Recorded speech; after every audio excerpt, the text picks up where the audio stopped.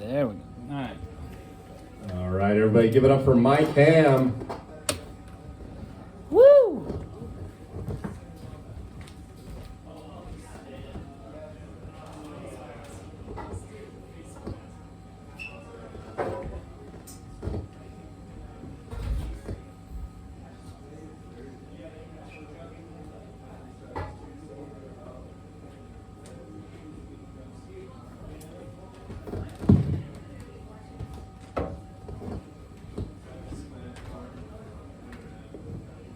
Check, check. Yo, what's up? Who wants to hear some fucking jokes? Well, too bad. Gotta hear some fucking jokes. All right, so I went to the doctor the other day because I thought I might have gout. And I was in the exam room, and the PA comes in and she says, well, first of all, you gotta stop masturbating. And I said, that'll cure my gout? She said, no, asshole, but I can examine you that way. I swear if I had a nickel for every time that happened. A guy walks into his living room carrying a sheep under his arm and says, this is the pig I've been fucking. His wife says, that's a sheep. He goes, shh, I'm talking to the sheep. Oh, woo! Guy's driving along and gets pulled over by a cop sitting on an overpass. And he's got a radar gun. He pulls him over and he says, what are you doing going 110 miles an hour? The guy says, oh, well, I have a very important job. Cop says, what job can you have that's so important that you're going 110 miles an hour to get to work? He goes, oh, well, I'm an asshole stretcher. Cop says, what exactly is an asshole stretcher? He's like, well, I get my pinky in, and then I get a finger in, and then I get another hand in, and then eventually I work my hands apart and I get a foot in, and then, I get my elbows in and I get them over my head, and pretty soon I just have a 6-foot tall asshole. And the cop goes, what the hell would anybody need with a 6-foot tall asshole? And he says, I don't know, put him on an overpass, give him a radar gun. All right, how can you tell your sister's on her period? Your dad's dick tastes like shit. The aristocrats. All right, let's see, we'll get in. So I met a couple girls the other day when I was skiing. I was riding the gondola at Copper, and I met these girls, and they told me that they were influencers, or as I like to call them, pieces of shit. Yeah, that's right. Literally, if you quit your job and try and make money by posting on social media, like every different platform, 5 times a day, fuck you. You should just go back to getting a job you hate like a real adult. Let's see. So, I lived in this really shitty apartment when I moved out of my parents' house, like most people did. But I was really bad at learning the finer points of living on my own, like paying my fucking bills. So eventually one day, we were playing Street Hoops on PlayStation, and my power got shut off. So I went outside to yell at the person in the XL Energy truck who was driving away, as if they'd care anyway. And they happened to be parked by the one room at my apartment complex that I didn't know what it contained. So we took a shoelace and a string and opened the door, and it had everybody's circuit breaker.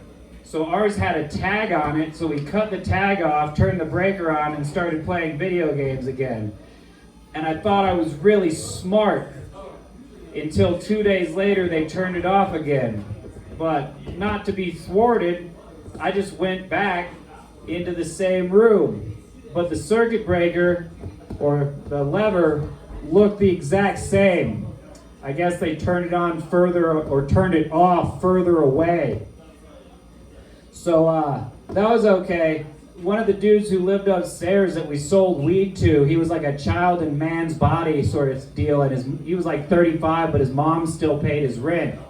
So she also paid his electricity. So we threw him a couple buds, And we ran an extension cord from his balcony over to our balcony. And then I had one light-duty extension cord plugged into 3 plug strips so we could run my whole household, so it was super safe. It was awesome. We had like the satellite TV box, optional George Foreman grill or coffee maker. We had the lamp on the extension cord so you could read a magazine while you were taking a shit. It was all really well thought out. But when I moved away, I went to turn my power back on because that was part of getting my deposit back for the lease. And the person I called said that they couldn't turn it back on for me because it was tampered with. And I said, that's weird, because right after my power got turned off the last time, some dude in an XL uniform showed up and told me he could turn it back on, but I had to give him $100 cash. Hopefully no one got fired over that. I don't really give a shit though.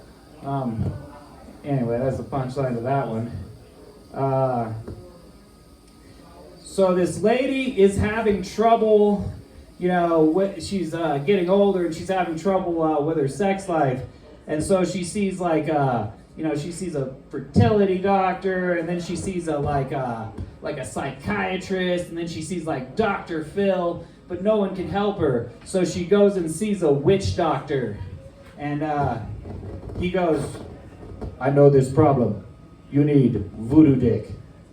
And she goes, what exactly is voodoo dick? And he comes in and he goes in the back and he pulls out this matchbox, and it's got this tiny shriveled green dick in it. And she goes, I don't think that's gonna help me. And he goes, no, I'll show you. And he goes, voodoo dick doorknob. And just goes,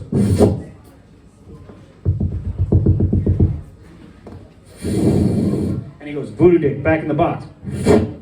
Back in the box, right? She's like, oh, I think I get the idea. So, she gets home, looks around, no one's there. And so she says, voodoo dick, my pussy. And so voodoo dick, and so it starts off, and she has an orgasm, she has another one, and she can't remember voodoo dick back in the box. So she's like, voodoo dick, stop! Voodoo dick, desist! And she's like, oh no, and she can't contain herself. So she gets in the car and she's trying to drive back to the witch doctor because she can't get voodoo dick to stop. And she's swerving all over the fucking road. And she gets pulled over, and it's by this state patroller. And he's got the big, wide brim hat, and he walks up and he's like, what in the hell has you driving through my county like this? And she goes, it's the voodoo dick, it's the voodoo dick. And he says, voodoo dick my ass.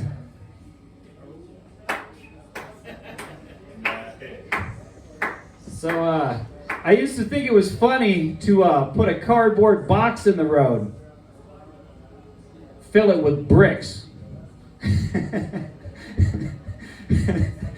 Yeah, I guess in retrospect that isn't that, well, yeah, I mean, it's still fucking funny. Okay, that's the whole joke. You can imagine how that went. Let's see. So my neighbor across the street has an Airbnb, and for a while, he convinced my wife to clean it for extra money. And all of a sudden, she started complaining that I didn't help us clean our house. And I was like, God damn it, neighbor, get your own wife. Let's see here. A guy goes into an establishment of ill repute, but he only has $10. What, this week no one has a fucking problem with that? Okay, fine. So they go up the stairs, first door on the right, sit on the bed, you'll know what to do. So he goes upstairs, he sits on the bed, this tiny door opens up and a chicken walks out. He says, well, $10 is $10. So he does his thing, and he comes back the next week, he goes, okay, this week I have $15, but no weird stuff. They're like, no, we got something way better. Go up the stairs, second door on the right. He goes and he opens the door, and there's these benches and guys sitting on them. And he looks at the guy next to him, and he says, I thought I said no weird stuff. And at that point, the curtain pulls up, and there's a one-way mirror. And the guy next to him goes, "Oh, Mike, you should have been here last week. There was someone in there fucking a chicken." The guy goes to the doctor, and he's got this abscess, this boil on the outside. And doctor gives him some instructions and sends him home.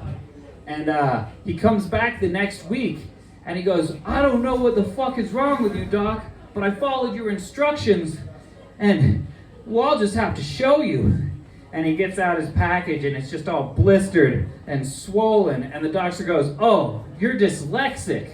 And he goes, "How do you figure?" And he says, "I said to prick your boil." Yeah, that's right. Let's see here. So, during COVID, I went on this long-ass road trip. And when I came back, my neighbors that I didn't like had built a fence directly down our property line. It's so close to the side of my house where the only entrance to the basement is that I could barely squeeze through.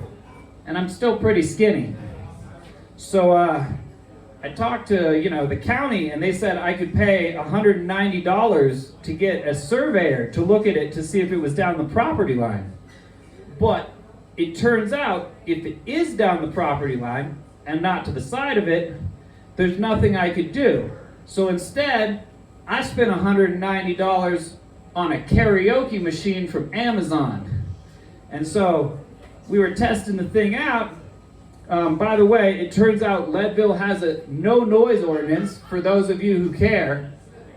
But the caveat to that is if someone feels like the noise you're making is directed at them or for the purpose of harassment, they can still call the police. This came into play as I was in my backyard with the karaoke machine up against the fence pointed at their house, and I was singing Afro Man, and it was kind of funny because my wife had gone into the house, and it was just getting dark, and I had my back to the house since I was facing the neighbor's house, and I was, to the part in Colt 45 where he's telling all the dirty jokes, and so I was about in the middle of, I met Dolly Parton in Tennessee, and her titties were filled, and I see a flashlight, and I'm like, I didn't think that she'd come out with a flashlight, and I turned around, and sure enough, it was the police. So I slowly leaned over, and I turned off the karaoke machine, and I said, "Hello, officers. I didn't think there was a noise ordinance in Leadville." And they said, "Well, we could hear you from Main Street." I live on the 200 block, so I guess that's not super far away, but kind of far away. And then they informed me about the noise ordinance I just spoke about, and I kind of looked at the machine that was pointed to their house, and I'm like, "So you're saying that they thought this was directed at them?" And they said they did. And so I asked if they wanted to, do the theme from Cops really quick before they rolled out. They declined, but that was the end of that. I do periodically use the karaoke machine here and there, like to heckle the race series when they're in the parking lot over there. They have their own PA, so I like to do dueling PAs. They get a cover band that's really terrible, so I'll be like, "Your cover band sucks!" Except for with the lag turned way up, so it sounds like the baseball announcer. Anyway, this isn't about the race series, though. That's for another time. But it is about neighbor beef. So, after I wasn't allowed to use the karaoke machine, they put up some cameras in their backyard. And I was like, cameras? I'm not coming in your yard, but okay. And so I decided to buy the most ridiculous $300, I think it was supposed to be 1,000 watts of LED, so that's equivalent to 8 gazillion watts of incandescent light, and I mounted it 25 feet high on my house, pointed straight into their yard. I decided to de-escalate the situation when this fellow told my wife he was going to kill her. When I called the police to tell them that, they said if I don't have it on video, it doesn't matter, so I guess maybe I should have cameras too. But I'll still call it a win because, usually people don't threaten to kill your wife when you didn't get a leg up on them in neighbor beef. Anyway, now we're pretty civil, but I did notice the other day that they have a big stack of firewood in front of their house with a Christmas tree that's dead in the middle of it. Yeah, never fucking mind, actually. Don't worry about that part. Anyway, just saying. So I used to work at the Tubing Hill and Steamboat. And the fun thing about that job that year was we were told at the beginning of the year that that was the last year that job would ever exist. Which, I mean, as an adult now, doesn't really speak to me. But when I was 21 years old, it sent me a message that wasn't necessarily positive if you're my employer trying to get me to work. But we would do all sorts of things. Like we said, we ran on a Canadian hour because there was an exchange rate, so we only did 45 minutes. And then we would sit at the top and smoke weed, and we'd turn the lift on really slow so people could would get really frustrated and start walking up the hill instead of riding the lift. But the thing was, at this point in time, I was drinking like a pint of whiskey while I skied and then a pint of whiskey at work. So I didn't really have the best customer service. But this manifested itself at the very end of ski season when I noticed there was a puddle developing, and when people walked through it, they would get water in their shoes. Now, that shouldn't be funny to me, but obviously it was. So as a science man, I started trying a few things. Because usually once one person walked through the puddle, they'd warn the others and shit. But I would take a shovel, and this is like, this didn't happen over a long period of time. This was like 3 days in a row or something. So it started with people walk through the puddle, it was funny. And then it was, I put the tubes everywhere but in the puddle, so maybe they'd be more inclined to walk through it. That was the best one because I was taking a drink of my whiskey Coke I had, and it was actually a Diet Pepsi and Canadian Mist, which I called the Canadian Idol. But I was taking a drink of the Canadian Idol, and I just hear, it's in both my shoes, and I went, and that made it a little obvious to the paying customers that not only did I know that was gonna happen, but I thought it was funny. And the way I arrived at this conclusion is, the fellow who got it in both their shoes looked at me and said, "You knew that was gonna happen, and you thought it was funny." And I was like, "Well, sir, you do have me there. But from my position, not yours, you have to admit it is a little bit funny." So the next day, I'm digging the hole deeper in the morning, well, the morning being 4 in the afternoon, the beginning of my shift, and the guy driving the snowcat sees me trying to make the hole bigger, and he thinks I'm trying to fill the hole in. So it was almost the end of the project because he came by and just filled it in so it didn't have water in it, fixed it right up, which would have been great if that was my goal. But then I had to put in 45 minutes of solid work before the people showed up to recreate what I called the Gaper Trap. I guess the climax of the Gaper Trap incident or story would be after I redug the hole, it was a lot bigger and full of a ton of water, so then people could see the reflection of the moonlight on the surface of the water, and they would walk around it. So then I had to throw more snow on top and gently put a rake line through it, to facilitate the facade I was going for. Right after I did that, probably the only time I actually felt bad, this little kid came off the lift first, and he picked up his tube and he went, "Tubing!" And he just ran head first, and he tripped in the puddle, and when he fell, one of his boots came off. And I just remember picking his boot up, it was a Spider-Man boot, and dumping the icy water out of it, and just being like, "Hey kid, I'm sorry, this is gonna suck," and just putting it back on his foot. Yeah, the end of the tubing hill though, like the very last day, at least the last day for me, was when I picked a snowball fight with some kids from Texas that I didn't know were an entire Little League team. They wouldn't leave until way after the hour was over. And at this point, I had just been hiding in the lift house because these kids could fucking throw really hard.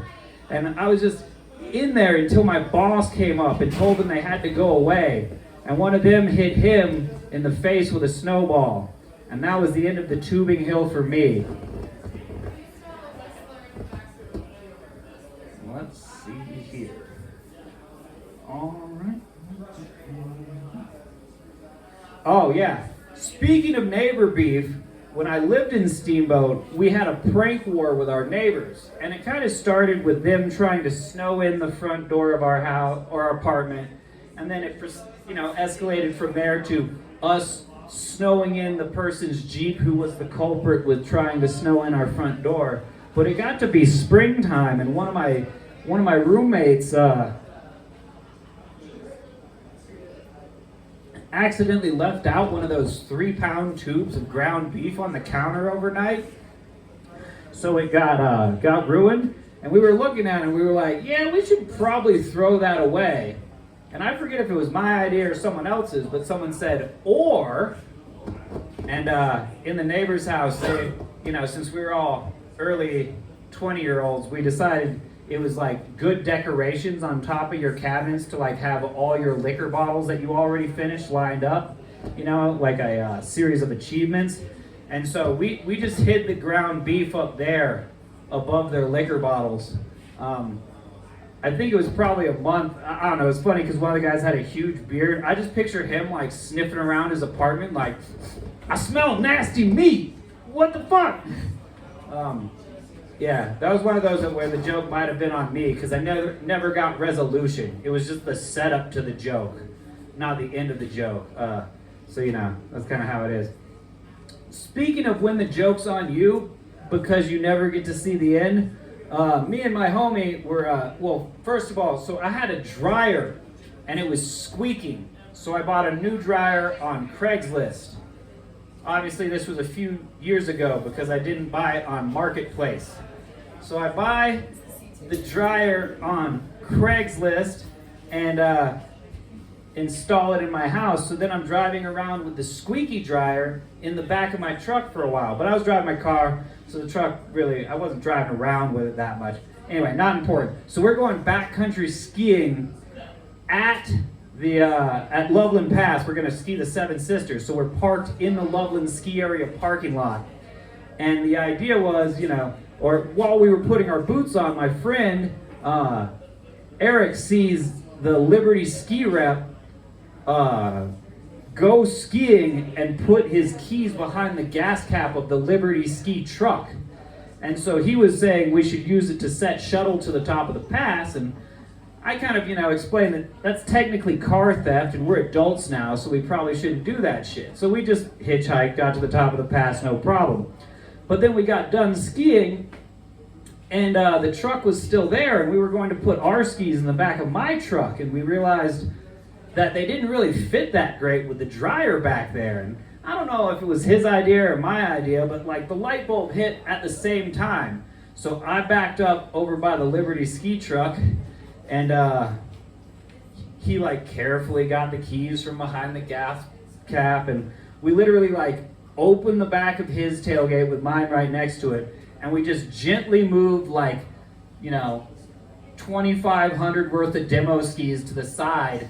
And then we put the dryer in the back of his truck next to the skis and then locked it back up the way it was and drove the fuck away. And I think that's probably like, I just struggle because I wasn't gonna hang out all fucking day to see what the fuck happened. But by the same token, like, I'm never gonna know, right? Like, did he show up and look in the back and be like, holy shit, I've been robbed. Oh, the skis are still here. Or was he just like, fucking decent, Free free dryer, exactly. And when I used to tell people that story, they'd be like, dude, you're a dick. And I'd just be like, it was a gift. But as I've said before, you know, I'm a big fan of the reverse burglary. But so like what you do is you go into your friends' houses when they're not home, if you know they don't lock their door, and then you put stuff you got for free, like off the side of the road, in their house. So like, you know, they get a present. I have one friend who didn't think it was funny because he's convinced the government is conspiring against him. So if your friend's fucking crazy, don't put shit in their house that they didn't have before, because they don't see it as a gift. They think they're being watched. So, just disclaimer there. Consider your audience. But for the most part, it's pretty good. But the other day, for the same friend actually, I was turned around over by the pastime to go to the post office, and there was this like pile of free shit in the parking lot over by the pastime. And my friend's a Red Sox fan, and there was this picture of the fucking New York Yankees. I don't know what year it was. It was like one of the years they won the World Series. And I'm like, perfect Christmas present for someone who hates the fucking Yankees. So I took it home, and we did our gift exchange a little late because my wife was in the hospital forever. So we like actually did Christmas on like the 15th of January. But he didn't want to take the Yankees picture with him, which I guess I understand. But I work for a lodging company, and I realized the other day that since I'm a terrible fucking slob and my wife is, still sick so she can't clean the house, that I should ask the people who clean for me for a living if they'd clean my house too. And so I kind of shot him a text. I'm like, hey, you guys got any people that clean for you that live in Leadville? And they said no. And I'm like, oh, okay, just asking. But they immediately read between the fucking lines. They said, but if you'd like us to clean your house, just tell us what day and we'll do it. And I'm like, cool as fuck, I knew I liked you guys. So anyway, I got home today because I told them that I was gonna be gone, and they had cleaned my fucking house. And like, granted, like, I got them the job where they, make lots of money cleaning, so like of course they're gonna do a good job for me, but they like took the dishes out of my cabinet and like fucking cleaned them and put them back in because I've been cleaning them, so they were all dirty. But I think you guys may know where this is going, or maybe I don't draw a good storyline, but they cleaned all the pictures on the wall in my house, I could tell because they were all crooked, but also not covered in dust, so that was pretty sweet. They cleaned my 75-inch TV that I've had for 4 years that I've never cleaned, so it looks amazing now. But they also cleaned the fucking Yankees picture and set it up on a shelf next to my hole-in-one trophy, so I guess I reverse burgled myself.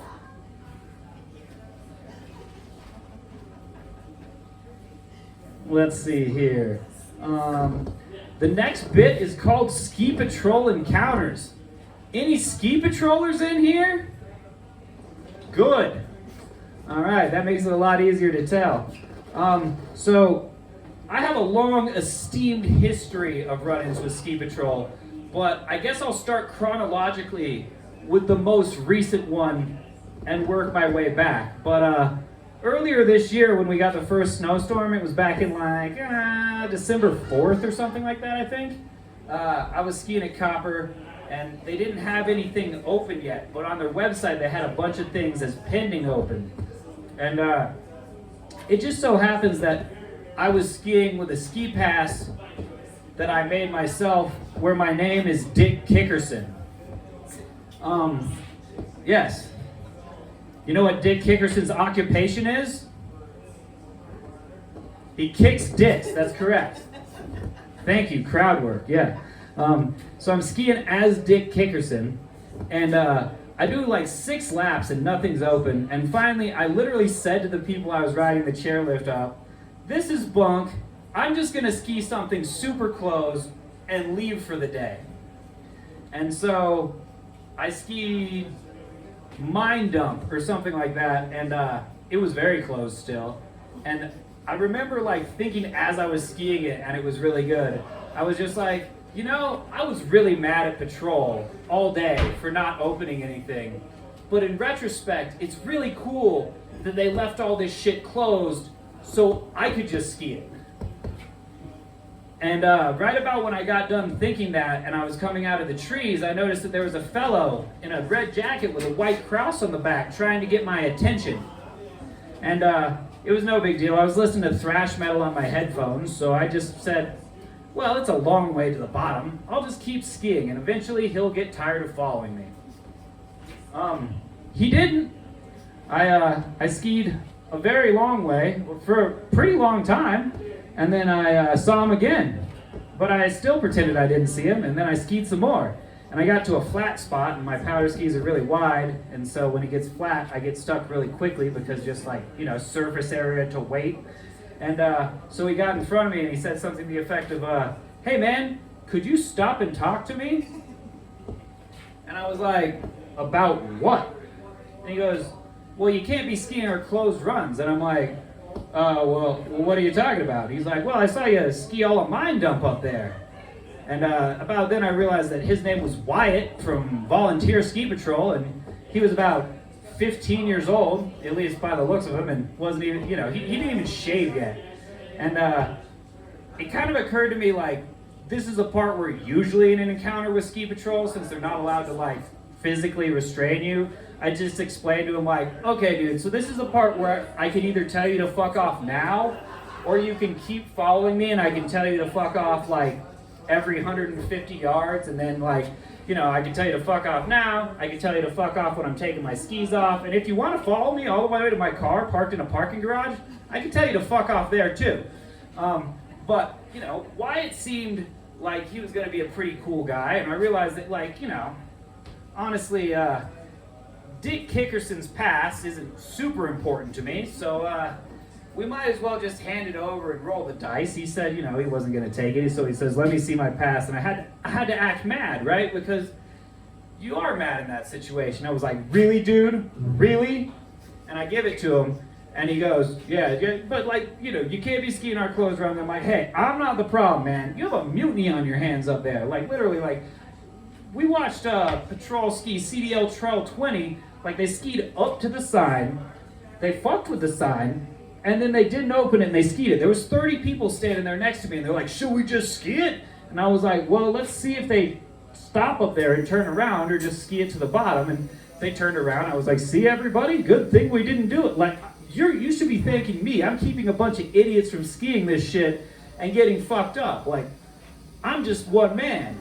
And Wyatt didn't really seem to care about that explanation. But what Wyatt did do was, without even flinching, proceed to carefully write down Dick Kickerson and the pass number, and then he gave me my copy of the warning, and he's like, you know, you don't even have to quit skiing today, you know. Wyatt's a really nice guy like that. And I'm like, literally, since my plan was, and I was at nearly the bottom at this point, I was going to go home, and it occurred to me that, like, you know, at some point, he's going to go up to PHQ, and he's going to say, like, I caught this guy poaching Mine Dump. And they're going to be like, oh, yeah, who was it? And he's going to say, Dick Kickerson. And so, you know, I didn't really want my picture attached to this pass anymore when that happened because, like, you know, I'm a pretty recognizable guy, at least, you know. I don't want to be on Ski Patrol's radar or whatever, so I was going to change it to this picture of a little black kid out of the Sears catalog that had a gap in his teeth that I've had on my desktop forever because he's adorable. But then I remembered that the trees I was skiing at Copper over off Mine Dump were referred to as the Steven Seagal trees, and that was because my boy Craig went in those trees like 15 years ago in the summer with a staple gun and stapled up a bunch of pictures of Steven Seagal. And actually the only one left in there is the original VHS jacket for Hard to Kill. and it's in a sheet protector like, you know, you would use back in school. And so I actually could still find it. It's stapled to a tree. All the rest have like fallen off because they weren't laminated and shit. But when I originally asked Craig, like, why the Steven Seagal trees, he's like, well, because they're hard to kill, man. So anyway, I get home and like, you know, on the website, like Icon pass holders and everything, you know, you sign your own waiver and then you just upload a picture of yourself. So like, you know, if you change your facial hair, you should probably change your picture so that the lift operators don't think you're someone else. So I changed Dick Kickerson's picture to a picture of like Steven Seagal, like really old school from like Under Siege 1. And I did that like an hour later. So, you know, I mean, if I was pro patrol and fucking Wyatt came up, I'd be like, hey, Wyatt, don't touch the fucking computer ever. You just tell me what the fuck to do, and, you know, I'll handle it for you. So, like, at least when, in my mind, another one where I wasn't there, so I don't know how it plays out, but I'm hoping he's like, yeah, I took this guy's pass. And they're like, oh, yeah? What was his name? He's like, Dick Kickerson. And they're like, Dick fucking Kickerson? Pull this motherfucker up in the computer. And then, like, you know, there's probably only a few heads on Copper Patrol that even remember the Steven Seagal joke. But just when they pull him up, and it's just a picture of fucking Steve Seagal from Under Siege 1, like, that joke went so fucking hard, they probably didn't even get it. But, yeah, so that's the most recent Ski Patrol encounter. But I think my favorite one, well, my favorite one where I didn't get arrested, yeah, that's a good qualification. I was skiing the sky shoots at Breck, where you ride the bus and go back to Copper. And the thing is, Breckenridge advertises the availability of Peak 6 to ski, like their hike to terrain, but they don't advertise whether the hike's open or not. So we get there one day, and the thing is, it takes an hour to ride the bus from Copper to Breck. You can get off in Main Street in Frisco and have optional coffee and croissants, and then you catch the bus again at the Snowshoe Motel. But anyway, we get up to Peak 6, and the lift is just starting to turn, and we get to the top of the lift on 6, and the hike's still roped off. So I just open the door, and I'm like, hey, Ski Patrol, you guys gonna open the hike today? And I'm like, no way, man. We gotta throw like 30 bombs. And I'm like, yeah, but you're like throwing them on this side. My car is parked at Copper. I gotta go there. And they were like, absolutely not. I can't believe you even asked us that. So I had a plan. So me and my homie went back down to like, I'm not super familiar with Breckenridge because I fucking hate it there. But like wherever it is at the bottom of Peak 6 where you could like take a dump and like buy a $17 fucking fries and a $32 burger, we went in there and threw our passes in the garbage can because Vail Resorts has that thing where Ski Patrol can scan you through your jacket and then they'll know who you are so they could redline your pass. And so without my pass, you know, I was unidentifiable. So I went back up there and I was like, all right, let's just do the fucking hike anyway. And so we start hiking. I guess like maybe you can tell by just like my general like sense of humor or by looking at me on stage, but like I'm out of fucking shape. And so I can't do that hike in one go. Like that would be the bold, like the badass thing to do is to just start hiking, they can't catch you, and you keep hiking. But yeah, me and my homie, neither of us have that sort of conditioning. So we start hiking, and the same ski patroller I talked to, he like walks up the hill while we're like huffing and puffing, and he's like, hey, did you assholes not fucking listen when I was talking earlier? I said, like, if you don't stop right now, I'll call the sheriff. And so we kind of looked back at him, and I'm like, don't worry, buddy, I'll handle this. I'm like, yeah, go ahead. I'm sure the Summit County Sheriff totally gives a shit that we're gonna come out of the trees somewhere by Copper.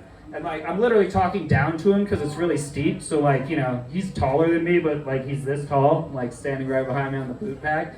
I'm just like, so unless you're gonna fucking tackle me, go fuck yourself. And then like, we hiked a while, you know?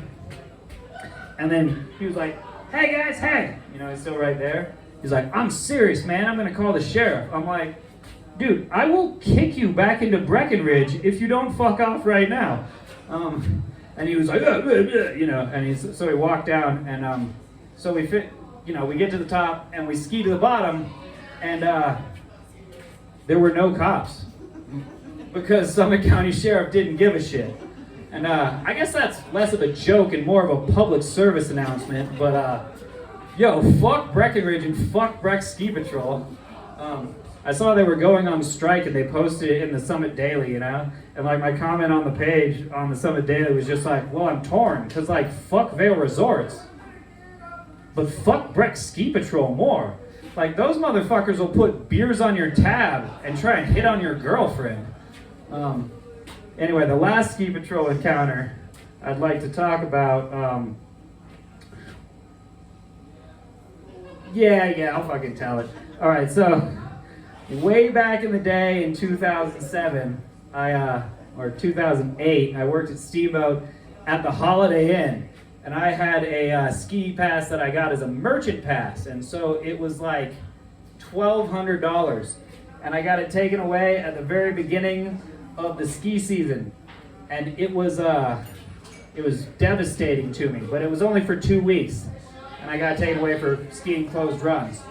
But I got it back, and I was doing a victory lap down Heavenly Days, which is the run on the front side of the mountain that's a groomed black, or maybe it's a blue. Anyway, you can go fast as shit on it. And I was skiing at Switch, and I was looking over this shoulder, and over this shoulder there was a ski instructor on tele skis that I didn't see that I hit going like 60 miles an hour and knocked him out of his tele bindings. I did not want to relinquish my newly reacquired ski pass, so I decided to flee. And so they were in hot pursuit, so I skied onto the cobblestone at the base, and I picked up one ski in each hand, and I started running. And as far as I knew, there was 2 ski patrollers chasing me, one on regular skis and one on tele skis. So I immediately outran the guy in alpine boots because I can run wicked fast in ski boots. And so the first set of stairs, I was out. Second set of stairs, tele ski patrol was gaining on me because the tele boot has the articulated toe. And he almost got me, but he caught his duck bill on like the second to last step and ate shit. There was 2 more sets of stairs, and I don't know why I thought the bus stop by the Steamboat Grand was like the bridge in the Headless Horseman and granted me some sort of fucking amnesty, but that was my feeling at the time. And so when I got to the top of the 4th flight of stairs, unbeknownst to me, there was indeed a 3rd ski patroller in pursuit, which was Snowboard Patrol. And I have no illusions of being able to run faster in ski boots than someone in snowboard boots that's in better shape than me. So he literally laid me out like from behind, and my skis go skidding across the ground. It's like December 12th or something like that, 13th. So there's like, you know, families around. It's the bus stop, and I turn around, this guy's got his dukes up like we're gonna fight. And I was just thinking like, season ender, you know, because like full tilts are like brass knuckles for your feet. Well, then I thought better of it and humanized my fellow person, you know, ski professional. And so I gave up. And then they all came up and they said, let me see your pass. And it had a notch cut on it. And they're like, you're done, buddy. You're done. That would have been okay. But my girlfriend, who's now my wife, worked in the ticket office at Steamboat. So I was a little concerned at first about maybe potentially hearing about it. So I'm sitting there smoking a cigarette after they leave with my pass that they procured for me. This was before I knew that they weren't allowed to detain you, touch you, or anything. Knowing then what I knew now, I could have just told them to fuck off at the bus stop, told them to fuck off on the bus, told them to fuck off in front of my condo. You know, it would have been the same series of events. But live and learn. You gain wisdom as you get older. So I was standing there with no ski pass and $800 worth of ski pass payments still to make. It was nuking outside and it wasn't even Christmas yet. And I was like, fuck,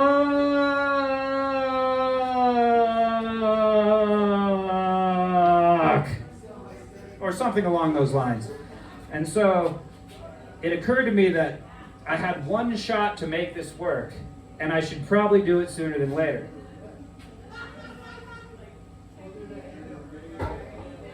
So I left my skis on the rack, and I walked into the ticket office, where luckily my future wife was not. And I saw this dude, Brian, that I used to buy weed from. And I said, yo, Friedman, because that's his last name, I lost my ski pass. I need a new one.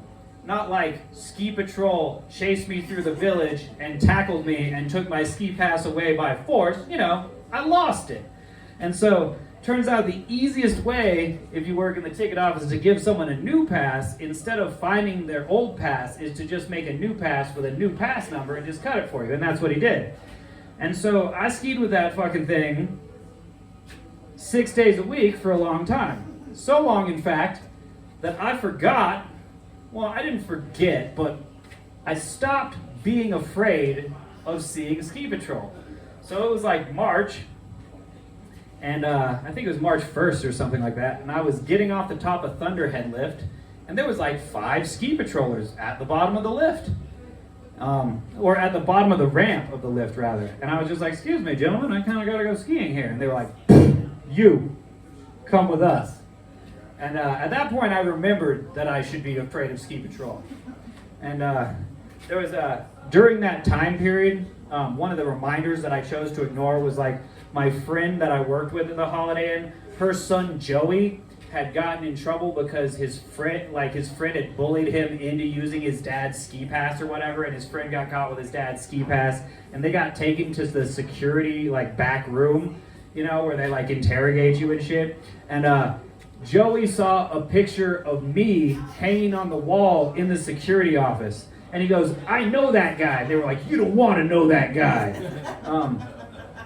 But anyway, also the day it happened, I got home because, like, you know, I got my new pass. I went to the snowboard shop where all my friends worked, and I was like, hey guys, I need to change my appearance. And so, like, I got, like, you know, a different pair of snow pants and a different coat, and someone loaned me some goggles and shit. And I used my new ski pass, and I went out skiing right away, and I was like, is it gonna work? And the head of lift ops at Steamboat was scanning tickets, and I'm like, Ann Glimmer, what's up? And she was like, Mike Ham, how are you? And I'm like, I think this is gonna fucking work. And so anyway, I changed my appearance, and yeah, so come with us. And so I'm downloading the gondola with them, and they're like, I'm just chatting them up, like, yeah, pretty good this morning. Probably like, you know, in the Palisades on the front side, it's like, you know, 13 inches deep, but like 15 in drifts. I bet once you guys open the backside, it'll be skiing real nasty. And they were like, you really are just gonna pretend that you don't know what this is about? And I'm like, yeah, no, I have no idea, but I'd like to get it sorted out because I got powder turns to make. Once I got to the security office, like, my ruse kind of wore off really quickly when they were like, we have 35 pages of fucking evidence, and the evidence was just like every time I got scanned with that ski pass at any lift, which when I was skiing 60 days, you know, or 6 days a week was a ton of times. At that point, I didn't know that my future wife was the one who they made print out all those things, so that didn't go over very well later when I got home. But yeah, so they were, you know, I got arrested wearing ski boots and taken to Steamboat jail, and they tried to charge me with felony theft, and it was because it was 75 days at $70 a day. Just let that sink in for a second. At one point in the not so distant past, lift tickets were only $70 fucking still at Steamboat.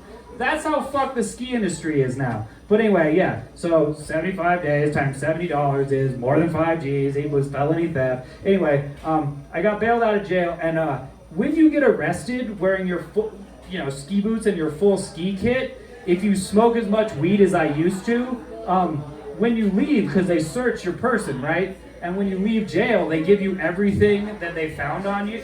Well, they give you all your possessions back in a gallon Ziploc bag.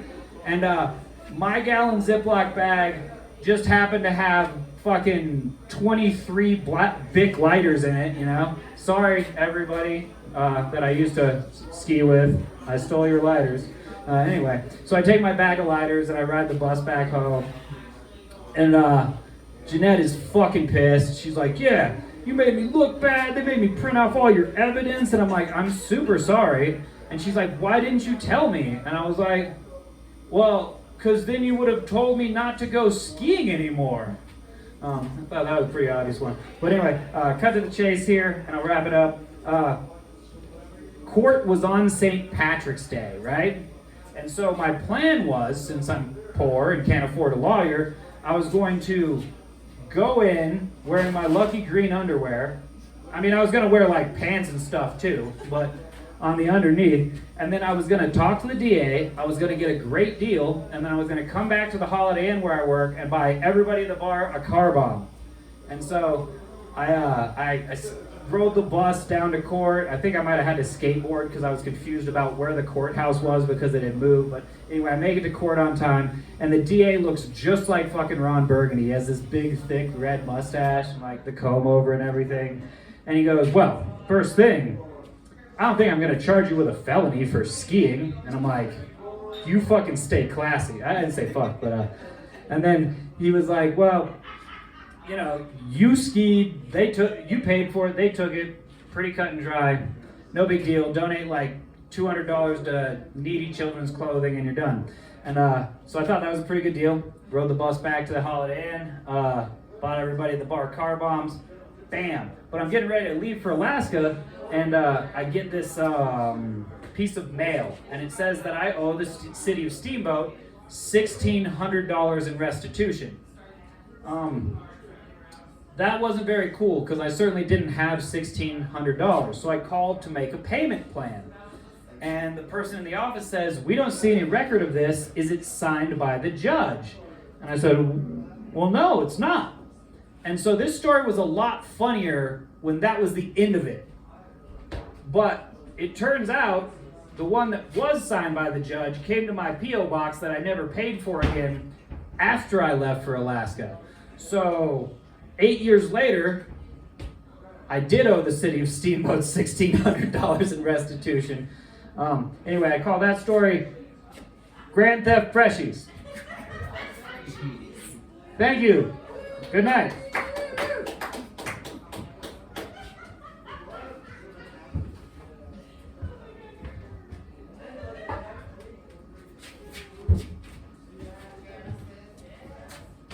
Oh, fuck.